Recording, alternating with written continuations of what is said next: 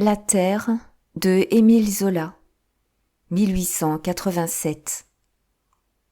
Première partie. Chapitre 1. Jean, ce matin-là, un semoir de toile bleue noué sur le ventre, en tenait la poche ouverte de la main gauche et de la droite, tous les 3 pas, il y prenait une poignée de blé que d'un geste, à la volée, il jetait. Ses gros souliers trouaient et emportaient la terre grasse dans le balancement cadencé de son corps. Tandis que, à chaque jet, au milieu de la semence blonde toujours volante, on voyait luire les 2 galons rouges d'une veste d'ordonnance qu'il achevait d'user. Seul, en avant, il marchait, l'air grandi. Et, derrière, pour enfouir le grain, une herse roulait lentement, attelée de 2 chevaux, qu'un charretier poussait à longs coups de fouet réguliers, claquant au-dessus de leurs oreilles. La parcelle de terre, d'une 50aine d'ars à peine, au lieu-dit des Cornailles, était si peu importante que M. Hourdequin, le maître de la borderie, n'avait pas voulu y envoyer le semoir mécanique, occupé ailleurs.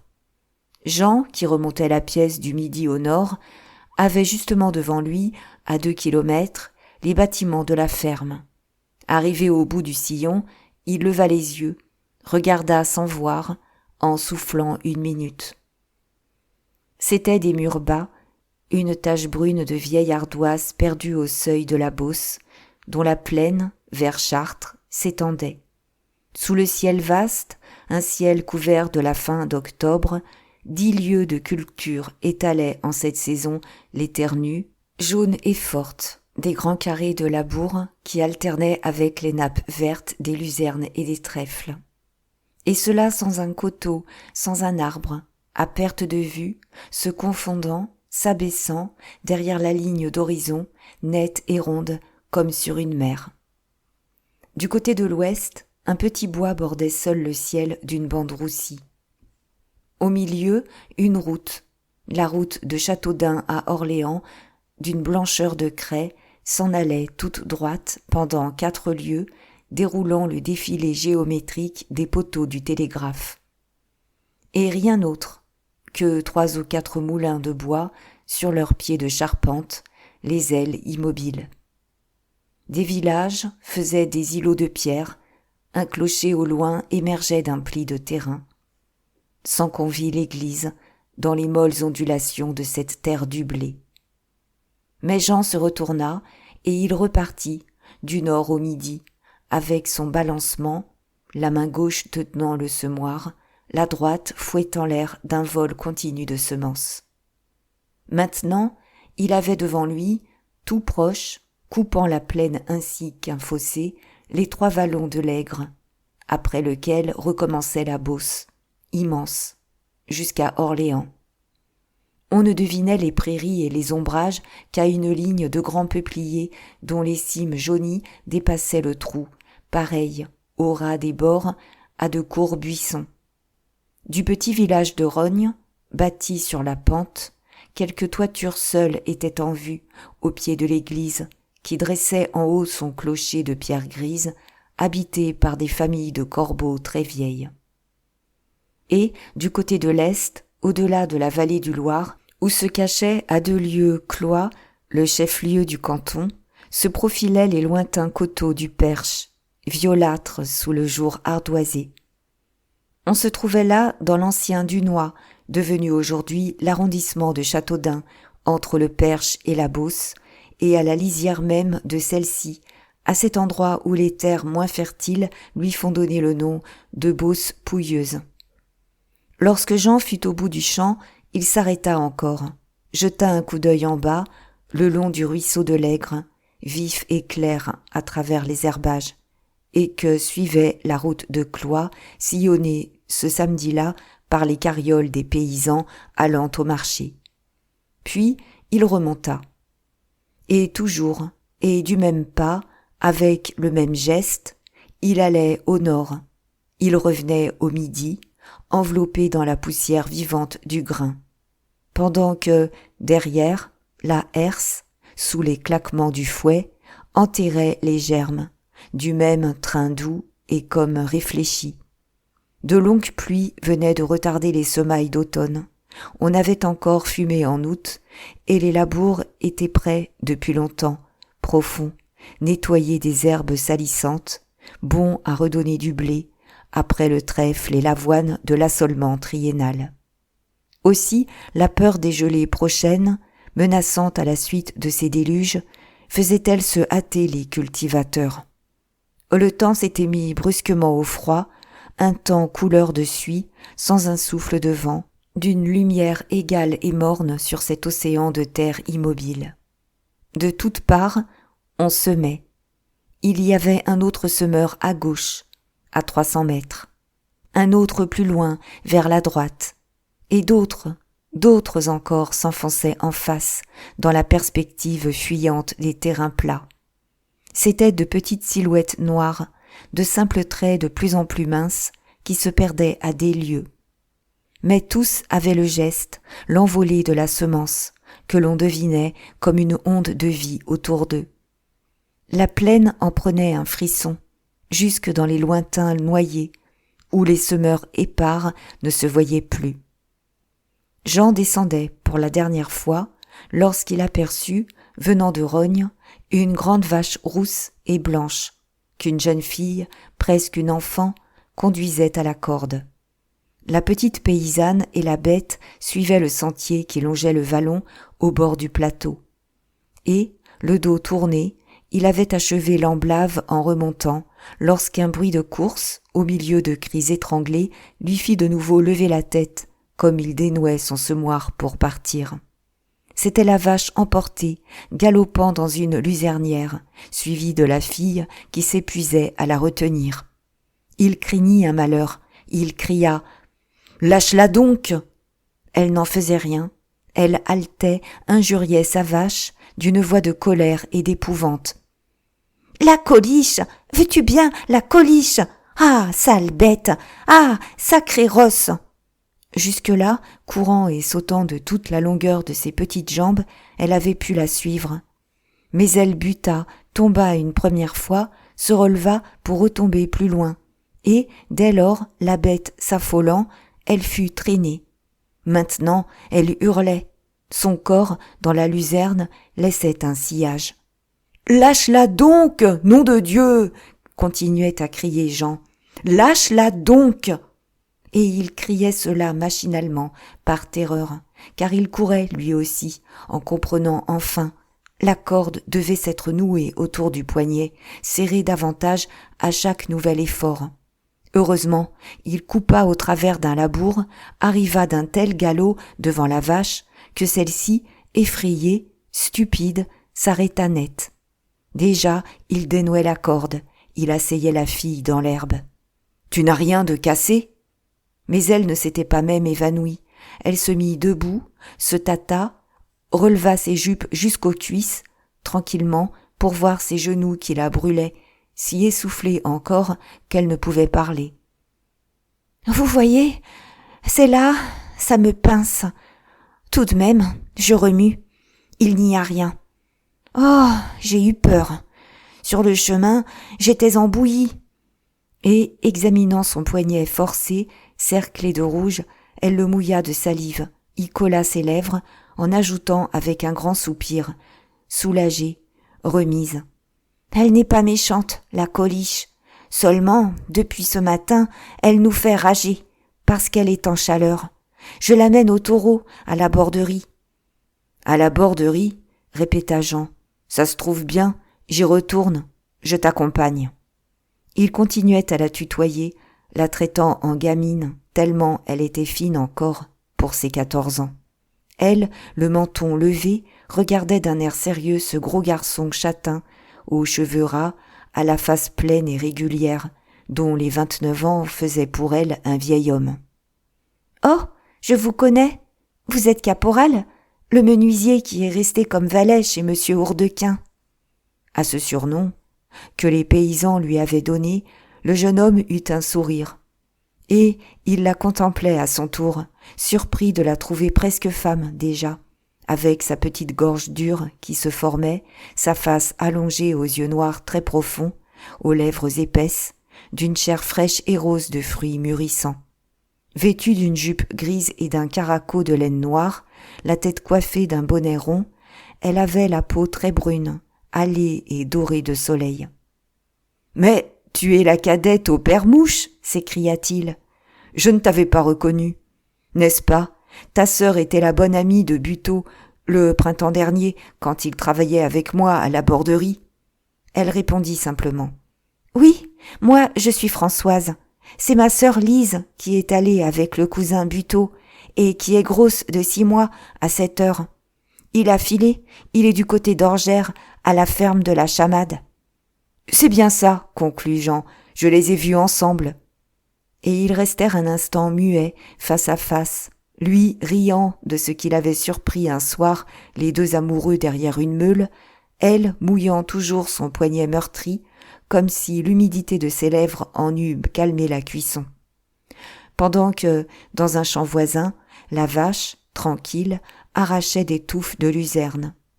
Le charretier et la herse s'en étaient allés, faisant un détour pour gagner la route. On entendait le croassement de 2 corbeaux qui tournoyaient d'un vol continu autour du clocher. Les 3 coups de l'Angélus tintèrent dans l'air mort. « Comment ? Déjà midi ?» s'écria Jean. « Dépêchons-nous !» Puis, apercevant la Coliche dans le champ, « Hé, ta vache fait du dégât ! Si on la voyait !»« Attends, bougresse, je vas te régaler !»« Non, laissez, » dit Françoise, qui l'arrêta. « C'est à nous, cette pièce. La garce, c'est chez nous qu'elle m'a culbuté. Tout le bord est à la famille, jusqu'à Rognes. Nous autres, nous allons d'ici là-bas. Puis, à côté, c'est à mon oncle Fouan. Puis, après, c'est à ma tante, la grande. » En désignant les parcelles du geste, elle avait ramené la vache dans le sentier. Et ce fut seulement alors, quand elle la tint de nouveau par la corde, qu'elle songea à remercier le jeune homme. « N'empêche que je vous dois une fameuse chandelle.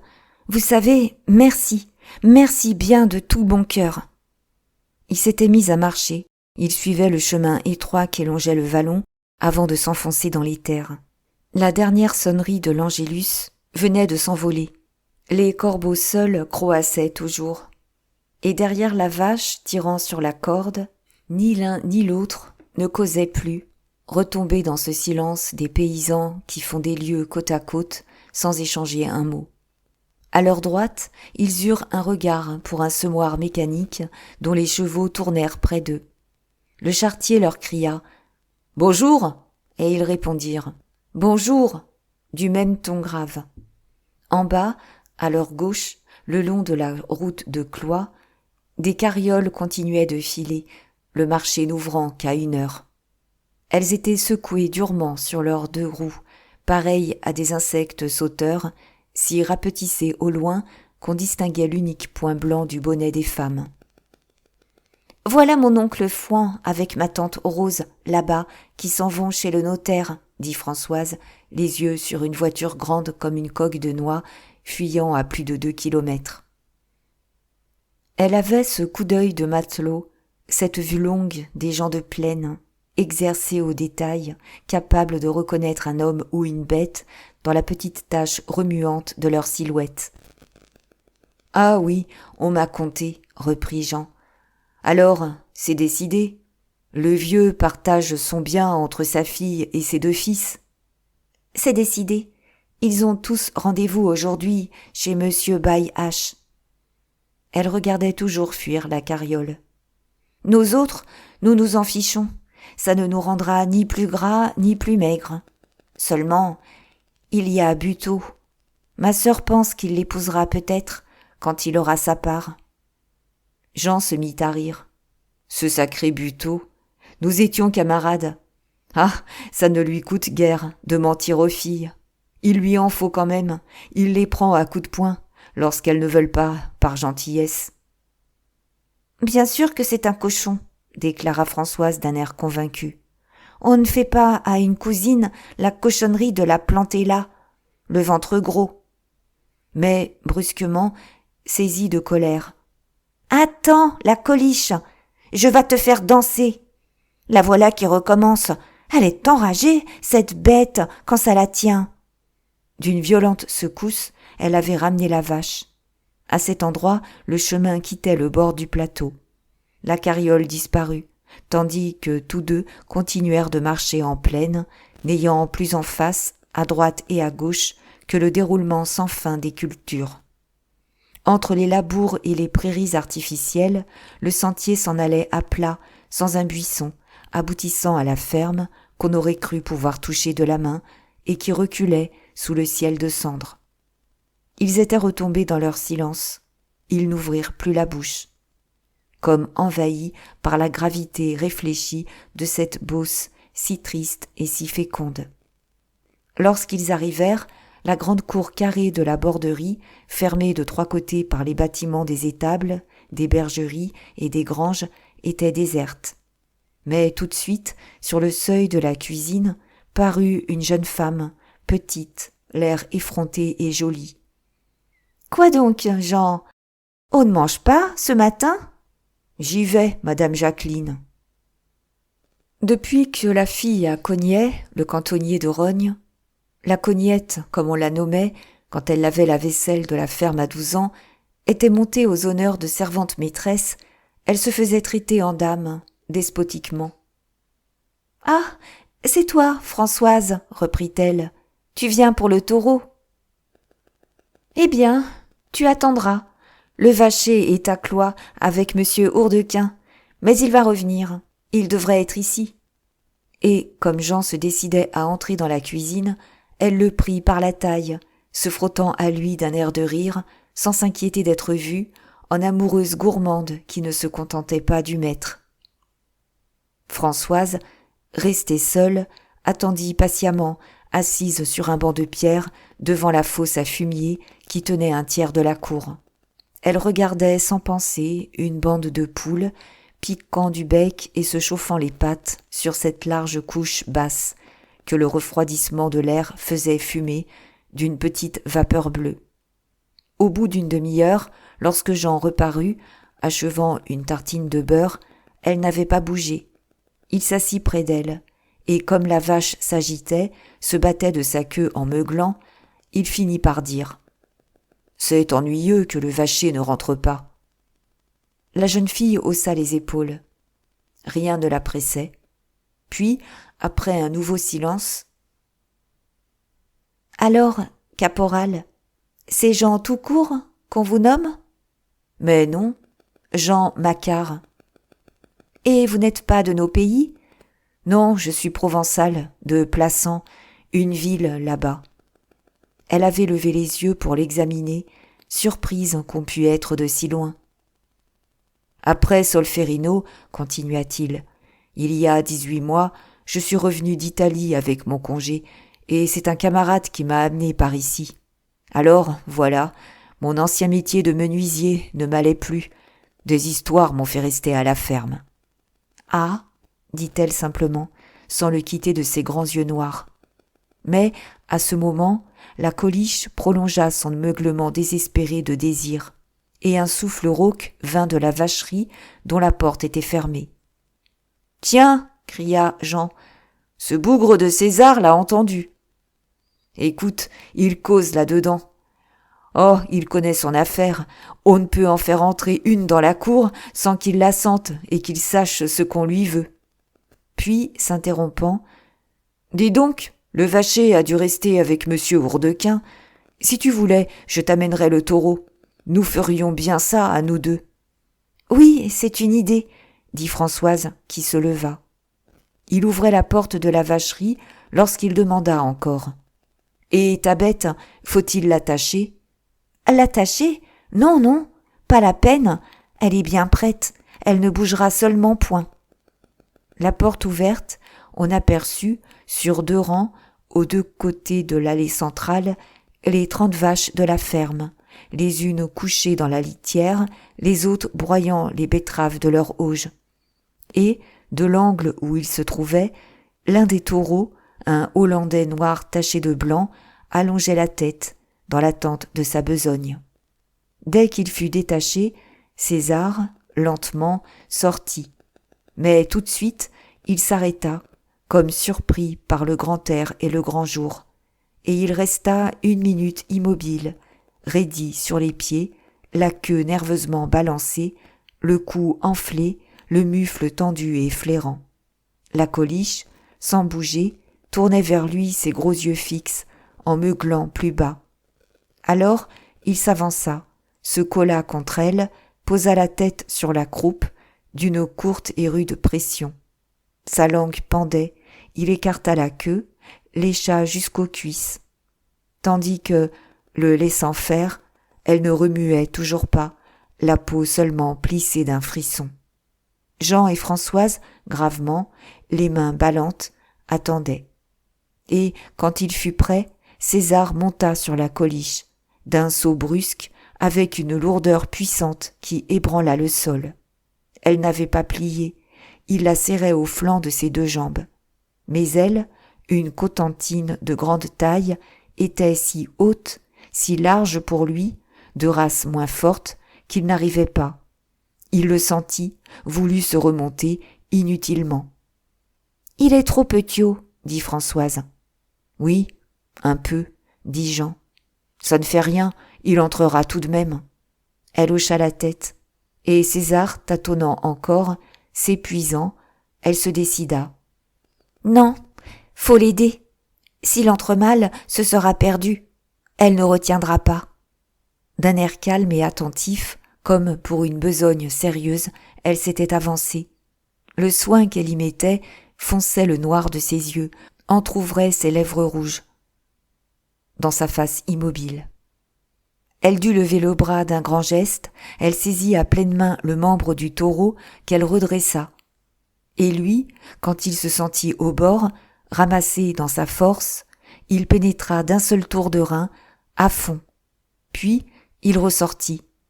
C'était fait, le coup de plantoir qui enfonce une graine. Solide, avec la fertilité impassible de la terre qu'on ensemence, la vache avait reçu, sans un mouvement, ce jet fécondant du mal. Elle n'avait même pas frémi dans la secousse. Lui, déjà, était retombé, ébranlant de nouveau le sol. Françoise, ayant retiré sa main, restait le bras en l'air. Elle finit par le baisser en disant « Ça y est ».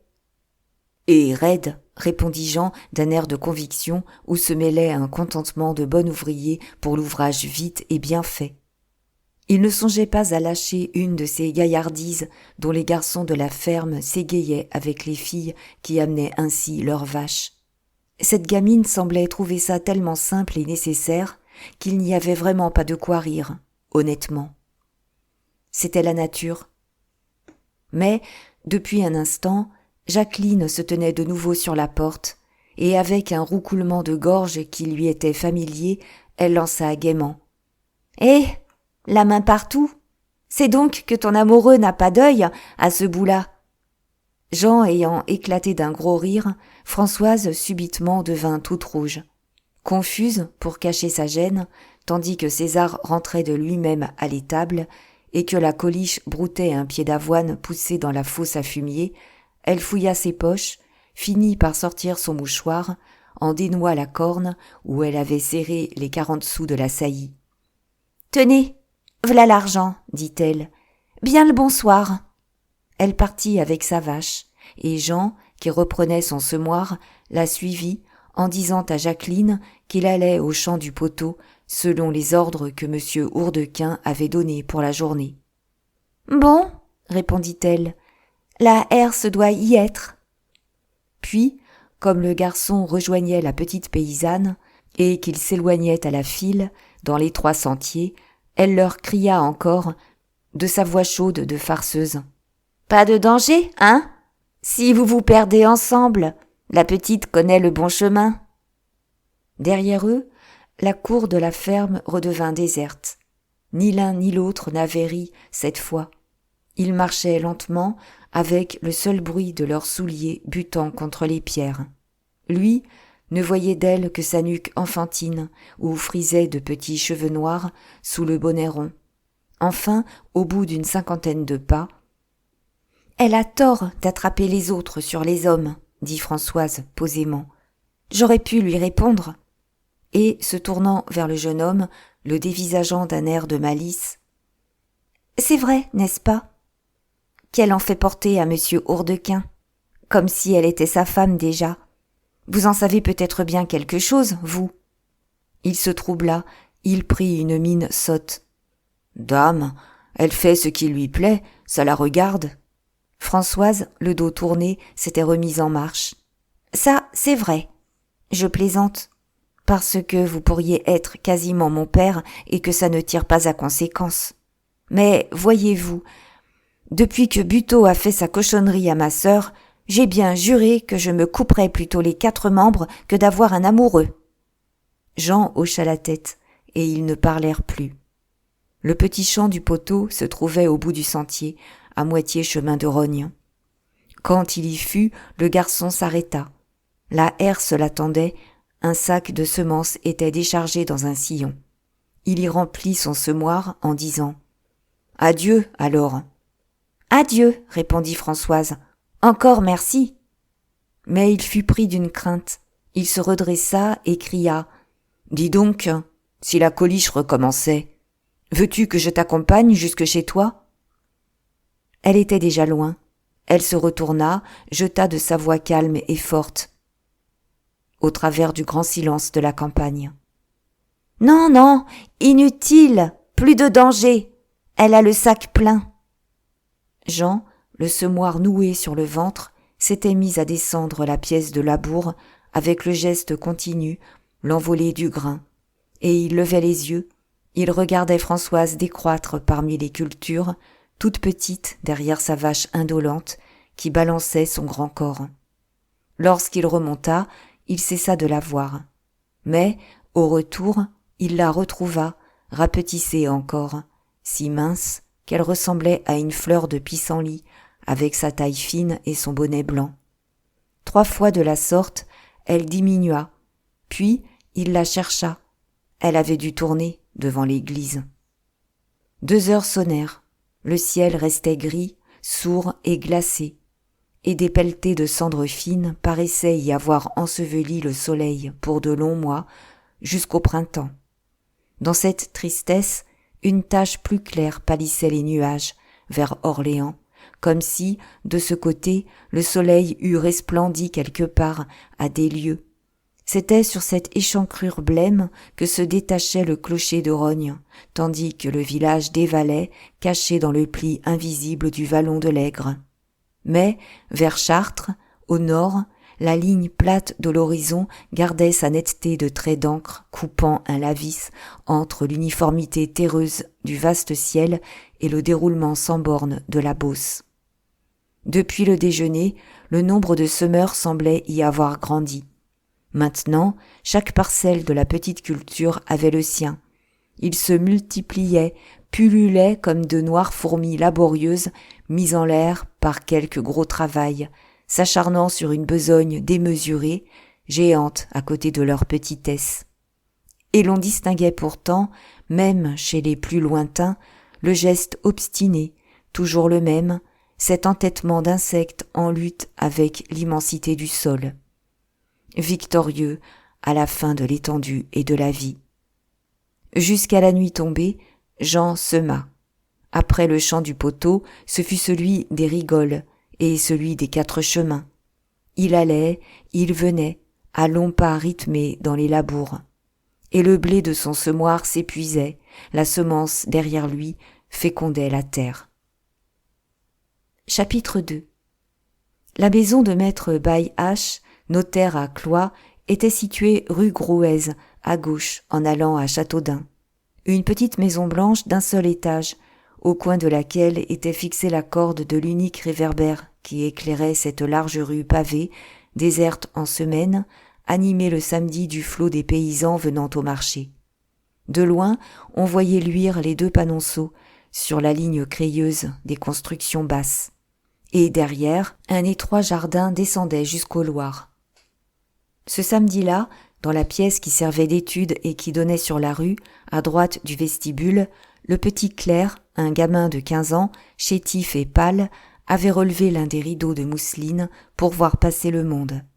Les deux autres clercs, un vieux, ventru et très sale, un plus jeune, décharné, ravagé de bile, écrivaient sur une double table de sapin noirci qui composait tout le mobilier avec 7 ou 8 chaises et un poêle de fonte, qu'on allumait seulement en décembre, même lorsqu'il neigeait à la Toussaint. Les casiers dont les murs étaient garnis, les cartons verdâtres cassés aux angles, débordant de dossiers jaunes, empoisonnaient la pièce d'une odeur d'encre gâtée et de vieux papier mangé de poussière. Et, cependant, assis côte à côte, 2 paysans, l'homme et la femme, attendaient, dans une immobilité et une patience pleines de respect. Tant de papier, et surtout ces messieurs écrivant si vite, ces plumes craquant à la fois, les rendaient graves, en remuant en eux des idées d'argent et de procès.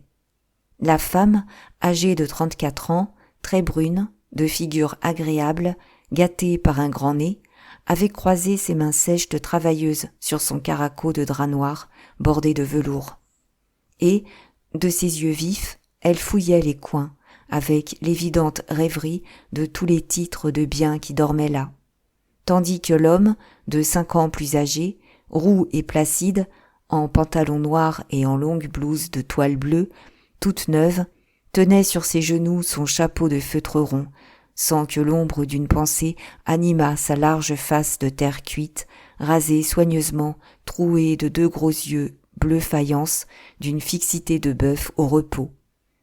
Mais une porte s'ouvrit. Maître Baille-Hache, qui venait de déjeuner en compagnie de son beau-frère, le fermier Hourdequin, parut très rouge, frais encore pour ses 55 ans, avec ses lèvres épaisses, ses paupières bridées, dont les rides faisaient rire continuellement son regard.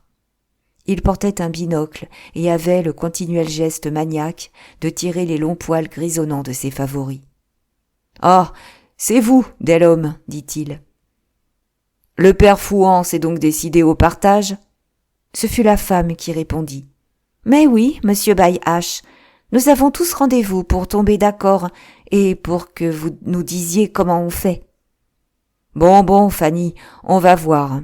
Il n'est qu'1 heure à peine, il faut attendre les autres. » Et le notaire causa un instant encore, demandant le prix du blé en baisse depuis 2 mois, témoignant à Delhomme la considération amicale due à un cultivateur qui possédait une 20aine d'hectares, un serviteur et 3 vaches.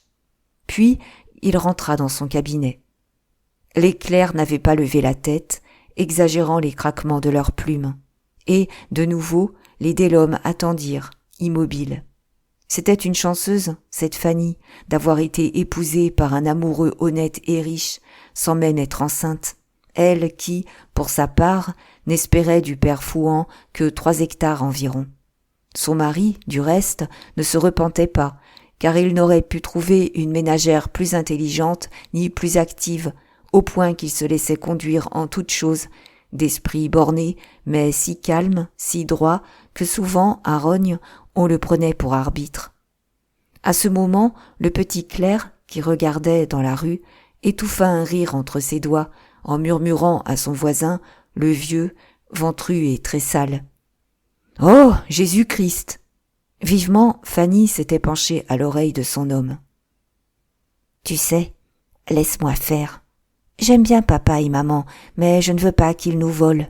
Et méfions-nous de Bluteau et de cette canaille d'Hyacinthe. » Elle parlait de ses 2 frères.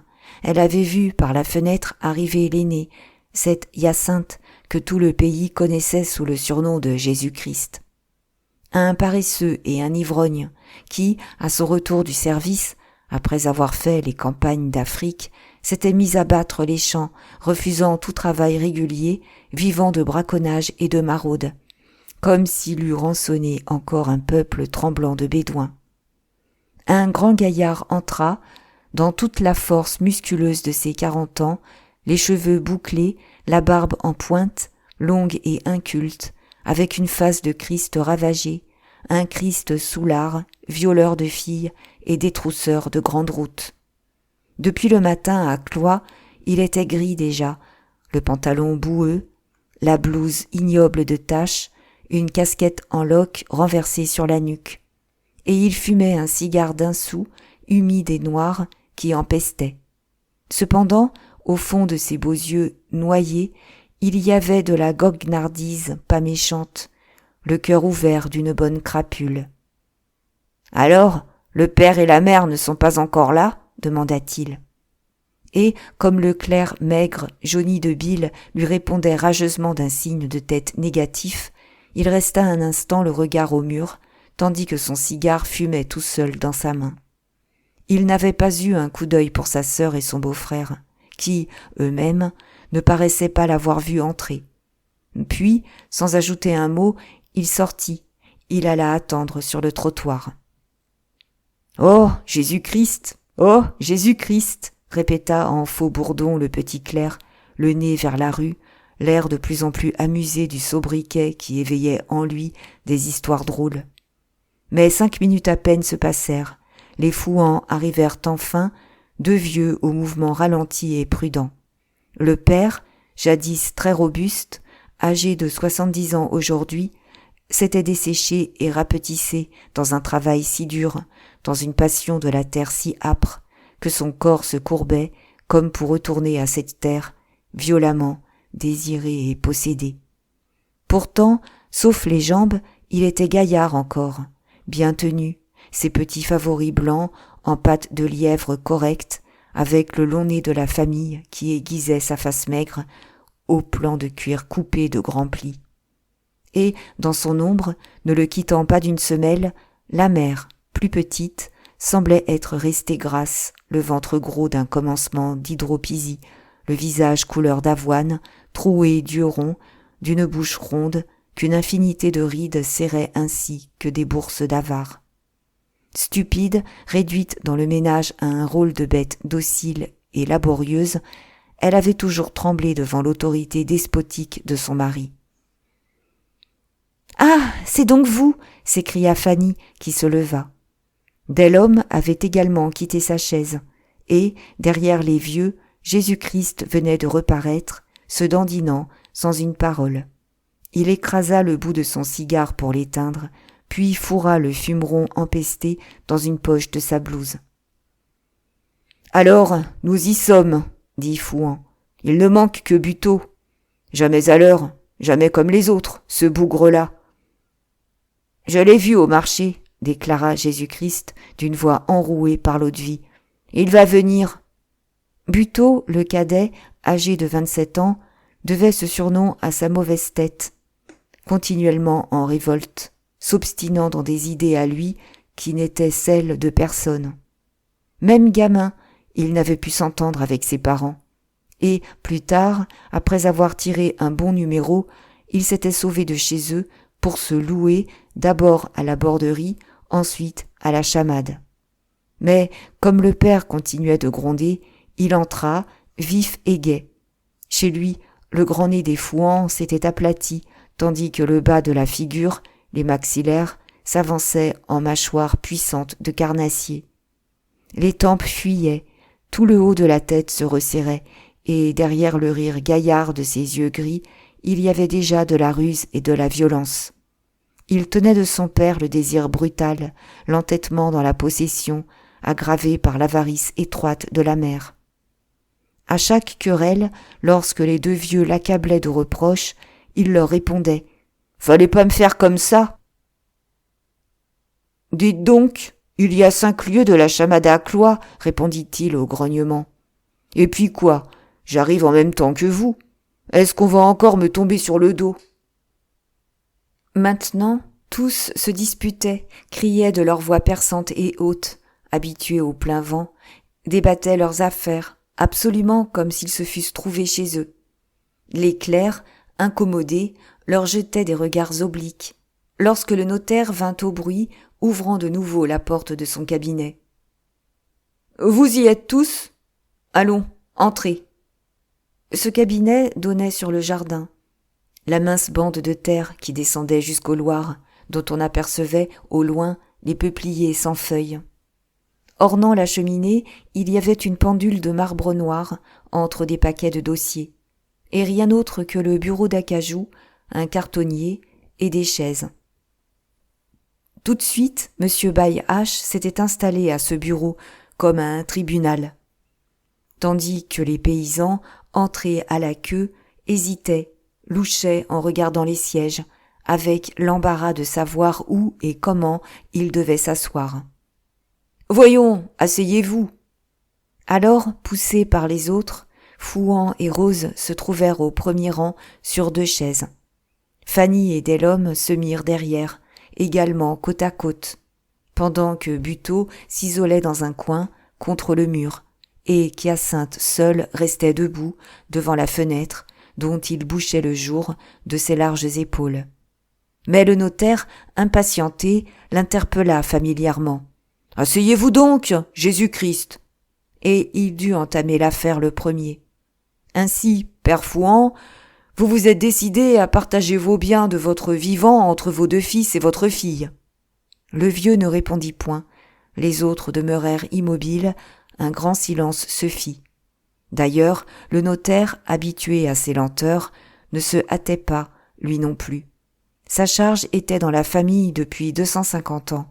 Les bailles haches de père en fils s'étaient succédé à Cloyes, d'antiques sangs bosserons, prenant de leur clientèle paysanne la pesanteur réfléchie, la circonspection sournoise qui noie de longs silences et de paroles inutiles le moindre débat. Il avait ouvert un canif, il se rognait les ongles. « N'est-ce pas ? Il faut croire que vous vous êtes décidé, répéta-t-il enfin, les yeux fixés sur le vieux. Celui-ci se tourna, eut un regard sur tous, avant de dire, en cherchant les mots, « Oui, ça se peut bien, monsieur Baille-Hache. Je vous en avais parlé à la moisson, vous m'aviez dit d'y penser davantage, et j'y ai pensé encore, et je vois qu'il va falloir tout de même en venir là. » Il expliqua pourquoi, en phrases interrompues, coupées de continuelles incidentes. Mais ce qu'il ne disait pas, ce qui sortait de l'émotion refoulée dans sa gorge, c'était la tristesse infinie, la rancune sourde, le déchirement de tout son corps à se séparer de ces biens si chaudement convoités avant la mort de son père, cultivés plus tard avec un acharnement de rute, augmentés ensuite lopin à lopin au prix de la plus sordide avarice. Telle parcelle représentait des mois de pain et de fromage, des hivers sans feu, des étés de travaux brûlants, sans autre soutien que quelques gorgées d'eau. Il avait aimé la terre en femme qui tue et pour qui on assassine. Ni épouse, ni enfant, ni personne, rien d'humain. La terre. Et voilà qu'il avait vieilli, qu'il devait céder cette maîtresse à ses fils, comme son père la lui avait cédée à lui-même, enragé de son impuissance. Voyez-vous, monsieur Baille-Hache, il faut se faire une raison. Les jambes ne vont plus, les bras ne sont guère meilleurs. Et, dame, la terre en souffre. Ça aurait encore pu marcher si l'on s'était entendu avec les enfants. Il jeta un coup d'œil sur Buteau et sur Jésus-Christ, qui ne bougèrent pas, les yeux au loin, comme à 100 lieues de ce qu'il disait. Mais quoi? Voulez-vous que je prenne du monde? Des étrangers qui pilleront chez nous? Non, les serviteurs, ça coûte trop cher, ça mange le gain au jour d'aujourd'hui. Moi, je ne peux donc plus. Cette saison, tenez, des 19 septiers que je possède, eh bien, j'ai eu à peine la force d'en cultiver le quart, juste de quoi manger, du blé pour nous et de l'herbe pour les 2 vaches. Alors, ça me fend le cœur de voir cette bonne terre qui se gâte. Oui, j'aime mieux tout lâcher que d'assister à ce massacre. Sa voix s'étrangla. Il eut un grand geste de douleur et de résignation. Près de lui, sa femme, soumise, écrasée par plus d'un demi-siècle d'obéissance et de travail, écoutait. L'autre jour, continua-t-il, en faisant ses fromages, Rose est tombée le nez dedans. Moi, ça me casse, rien que de venir en carriole au marché. Et puis, la terre, on ne l'emporte pas avec soi quand on s'en va. Faut la rendre. Enfin, nous avons assez travaillé. Nous voulons crever tranquille. N'est-ce pas, Rose ? C'est ça même, comme le bon Dieu nous voit, dit la vieille. Un nouveau silence régna, très long. Le notaire achevait de se couper les ongles. Il finit par remettre le canif sur son bureau en disant « Oui, ce sont des raisons raisonnables. On est souvent forcé de se résoudre à la donation. Je dois ajouter qu'elle offre une économie aux familles, car les droits d'héritage sont plus forts que ceux de la démission de biens. » Buteau, dans son affectation d'indifférence, ne put retenir ce cri. « Alors, c'est vrai, monsieur Baille H ? Mais sans doute. Vous allez y gagner quelques centaines de francs. » Les autres s'agitèrent. Le visage de Delhomme lui-même s'éclaira, tandis que le père et la mère partageaient aussi cette satisfaction. C'était entendu, l'affaire était faite, du moment que ça coûtait moins. « Il me reste à vous présenter les observations d'usage, » ajouta le notaire. « Beaucoup de bons esprits blâment la démission de biens, qu'ils regardent comme immorale, car ils l'accusent de détruire les liens de famille. On pourrait en effet citer des faits déplorables. Les enfants se conduisent des fois très mal lorsque les parents se sont dépouillés. » Les deux fils et la fille l'écoutaient, la bouche ouverte, avec des battements de paupières et un frémissement des joues. « Que papa garde tout, s'il a ses idées, » interrompit sèchement Fanny, très susceptible. « Nous avons toujours été dans le devoir, » dit Buteau. « Et ce n'est pas le travail qui nous fait peur, » déclara Jésus-Christ. D'un geste, M. Baille H les calma. « Laissez-moi donc finir. Je sais que vous êtes de bons enfants, des travailleurs honnêtes, et, avec vous, il n'y a certainement pas de danger que vos parents se repentent un jour. » Il n'y mettait aucune ironie, il répétait la phrase amicale que 25 ans d'habitude professionnelle arrondissaient sur ses lèvres. Mais la mère, bien qu'elle n'eût pas semblé comprendre, promenait ses yeux bridés de sa fille à ses deux fils. Elle les avait élevés tous les trois sans tendresse, dans une froideur de ménagère qui reproche au petit de trop manger sur ce qu'elle épargne. Le cadet, elle lui gardait rancune de ce qu'il s'était sauvé de la maison lorsqu'il gagnait enfin. La fille, elle n'avait jamais pu s'accorder avec elle, blessée de se heurter à son propre sang, à une gaillarde active chez qui l'intelligence du père s'était tournée en orgueil. Et son regard ne s'adoucissait qu'en s'arrêtant sur l'aîné, ce chenapan qui n'avait rien d'elle ni de son mari, cette mauvaise herbe poussée on ne savait d'où, et que peut-être pour cela elle excusait et préférait. Fouan, lui aussi, avait regardé ses enfants, l'un après l'autre, avec le sourd malaise de ce qu'il ferait de son bien. La paresse de l'ivrogne l'angoissait moins encore que la convoitise jouisseuse des deux autres. Il hocha sa tête tremblante. À quoi bon se manger le sang, puisqu'il le fallait ? Maintenant que le partage est résolu, reprit le notaire, il s'agit de régler les conditions. Êtes-vous d'accord sur la rente à servir ? Du coup, tous redevinrent immobiles et muets. Les visages tannés avaient pris une expression rigide, la gravité impénétrable de diplomates abordant l'estimation d'un empire. Puis, ils se tâtèrent d'un coup d'œil, mais personne encore ne parla. Ce fut le père qui, de nouveau, expliqua les choses. « Non, monsieur Baille H, nous n'en avons pas causé, nous avons attendu d'être tous ensemble, ici. Mais c'est bien simple, n'est-ce pas ? J'ai 19 setiers, ou 9 hectares et demi, comme on dit à cette heure. Alors, si je louais, ça ferait donc 950 francs, à 100 francs l'hectare. » Buteau, le moins patient, sauta sur sa chaise. « Comment ? À 100 francs l'hectare ? Est-ce que vous vous foutez de nous, papa ?» Et une première discussion s'engagea sur les chiffres. Il y avait un setier de vigne.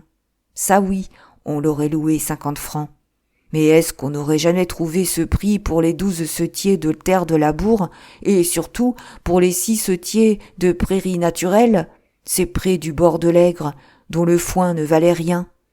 Les terres de labour elles-mêmes n'étaient guère bonnes, un bout principalement, celui qui longeait le plateau, car la couche arable s'amincissait à mesure qu'on approchait du vallon. « Voyons, papa, dit Fanny d'un air de reproche, il ne faut pas nous fiche dedans. »« Ça vaut 100 francs l'hectare, » répétait le vieux avec obstination en se donnant des claques sur la cuisse. « Demain, je louerai à 100 francs, si je veux. Et qu'est-ce que ça vaut donc pour vous autres? Dites un peu voir ce que ça vaut. »« Ça vaut 60 francs, » dit Buteau. Fouan, hors de lui, maintenait son prix, entrait dans un éloge outré de sa terre, une si bonne terre qui donnait du blé toute seule, lorsque Delhomme, silencieux jusque-là, déclara avec son grand accent d'honnêteté.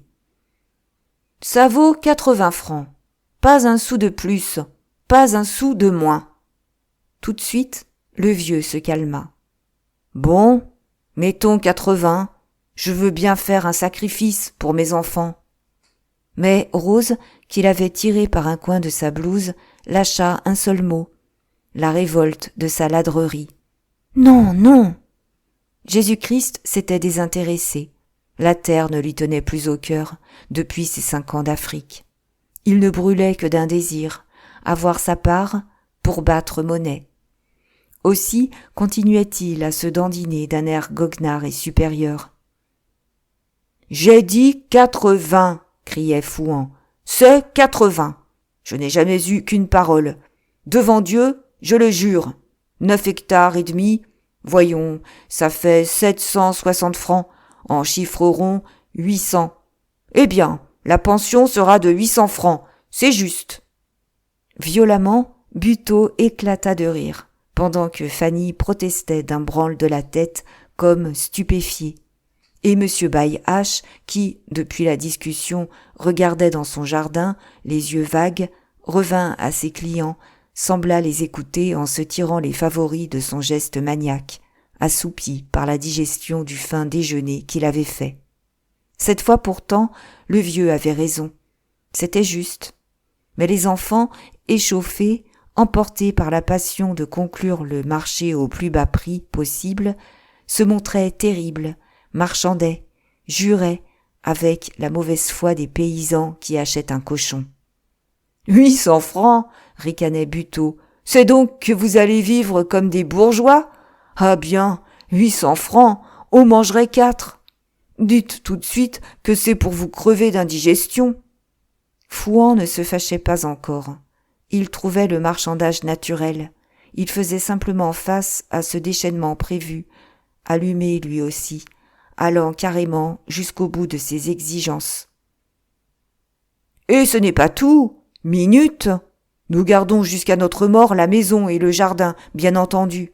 Puis, comme nous ne récolterons plus rien, que nous n'aurons plus les 2 vaches, nous voulons par an 1 pièce de vin, 100 fagots et par semaine 10 litres de lait, 1 douzaine d'œufs et 3 fromages. »« Oh, papa !» gémit douloureusement Fanny, atterrée. « Oh, papa !» Buteau, lui, ne discutait plus. Il s'était levé d'un bond, il marchait avec des gestes brusques. Même, il avait enfoncé sa casquette pour partir. Jésus-Christ venait également de quitter sa chaise, inquiet à l'idée que toutes ces histoires pouvaient faire manquer le partage. Seul, Delhomme restait impassible, un doigt contre son nez, dans une attitude de profonde réflexion et de gros ennui. Alors, M. Baille-Hache sentit la nécessité de hâter un peu les choses. Il secoua son assoupissement et, en fouillant ses favoris d'une main plus active, « Vous savez, mes amis, que le vin, les fagots, ainsi que les fromages et les œufs sont dans les usages. » Mais il fut interrompu par une volée de phrases aigres. « Des œufs avec des poulets dedans, peut-être ? » « Est-ce que nous buvons notre vin ? Nous le vendons ? » « Ne rien foutre et se chauffer, c'est commode lorsque vos enfants s'esquintent. » Le notaire, qui en avait entendu bien d'autres, continua avec flegme. « Tout ça, ce n'est pas à dire. Saperlotte, Jésus-Christ, asseyez-vous donc. Vous bouchez le jour, c'est agaçant. Et voilà qui est entendu, n'est-ce pas, vous tous ? Vous donnerez les redevances en nature parce que vous vous feriez montrer au doigt. Il n'y a donc que le chiffre de la rente à débattre. » Delhomme, enfin, fit signe qu'il avait à parler. Chacun venait de reprendre sa place. Il dit lentement, au milieu de l'attention générale.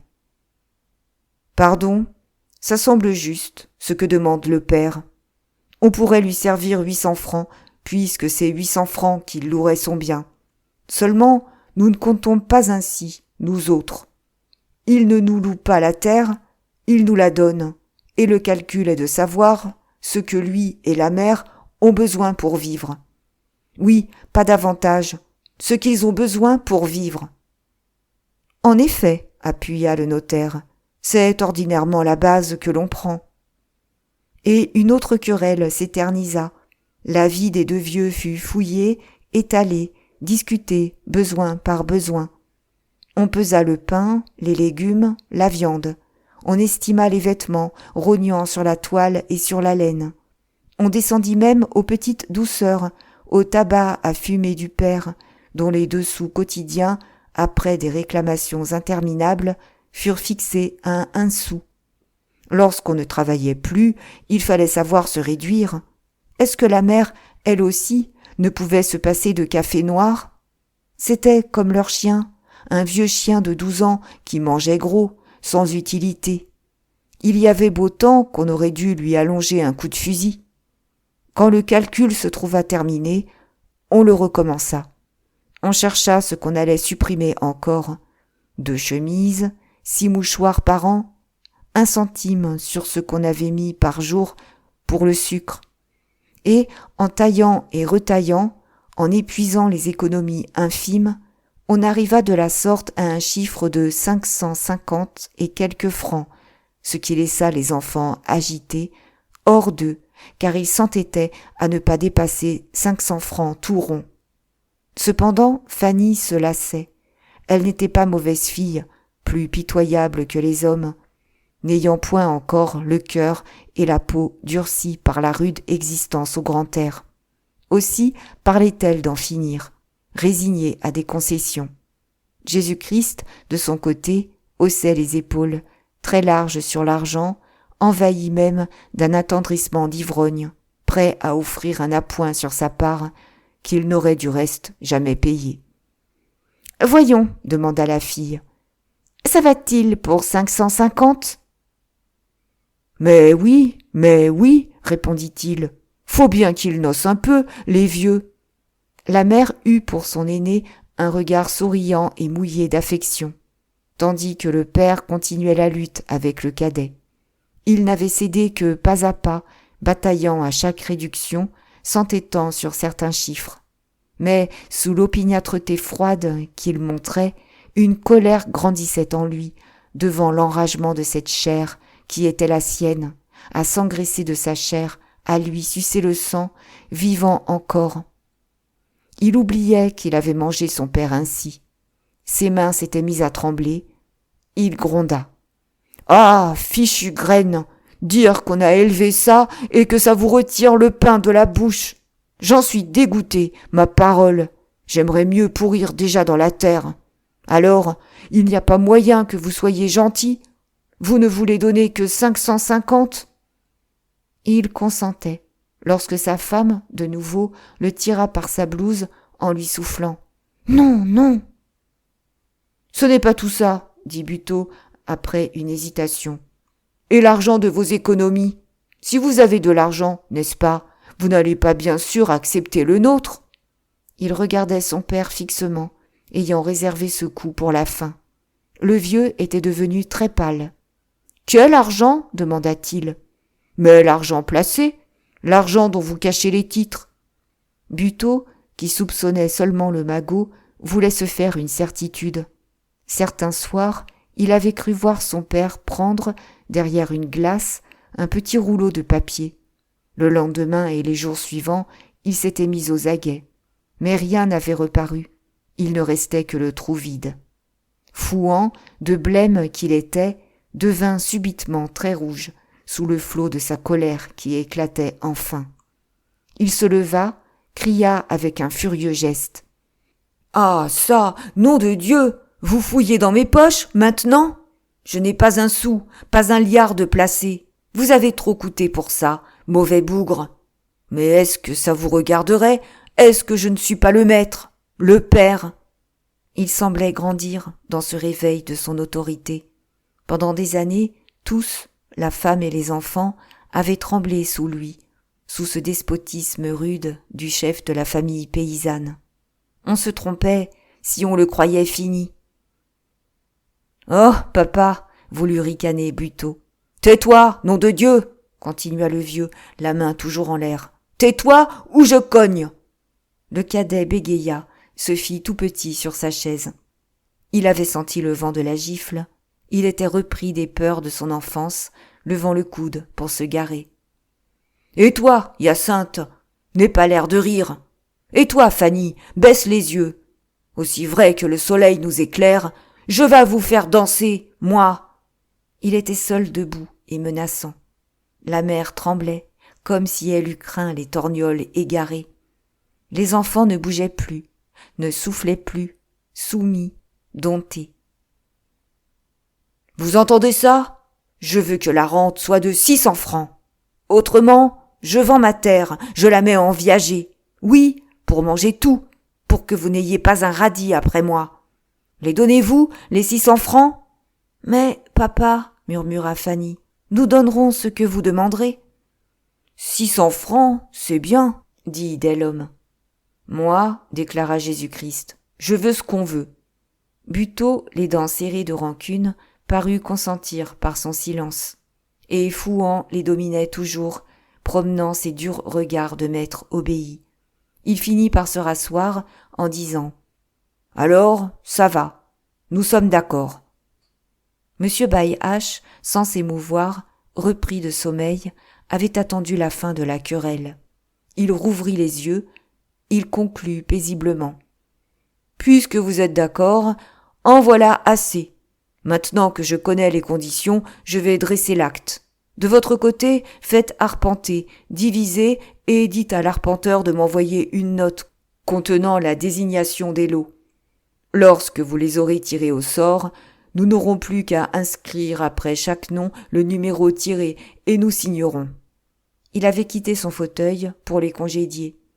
Mais ils ne bougèrent pas encore, hésitants, réfléchissant. Est-ce que c'était bien tout? N'oubliait-il rien? N'avait-il pas fait une mauvaise affaire sur laquelle il était peut-être temps de revenir? 3 heures sonnèrent. Il y avait près de 2 heures qu'ils étaient là. « Allez-vous-en, leur dit enfin le notaire. D'autres attendent. » Ils durent se décider. Il les poussa dans l'étude où, en effet, des paysans, immobiles, raidis sur les chaises, patientaient, tandis que le petit clerc suivait par la fenêtre une bataille de chiens et que les 2 autres, maussades, faisaient toujours craquer leurs plumes sur du papier timbré. Dehors, la famille demeura un moment plantée au milieu de la rue. « Si vous voulez, dit le père, l'arpentage sera pour après-demain, lundi. » Ils acceptèrent d'un signe de tête, ils descendirent la rue Grouez à quelques pas les uns des autres. Puis, le vieux Fouan et Rose ayant tourné dans la rue du Temple, vers l'église, Fanny et Delhomme s'éloignèrent par la rue Grande. Buteau s'était arrêté sur la place Saint-Lubin, à se demander si le père avait ou n'avait pas de l'argent caché. Et Jésus-Christ, resté seul, après avoir rallumé son bout de cigare, entra en se dandinant au café du Bon Laboureur.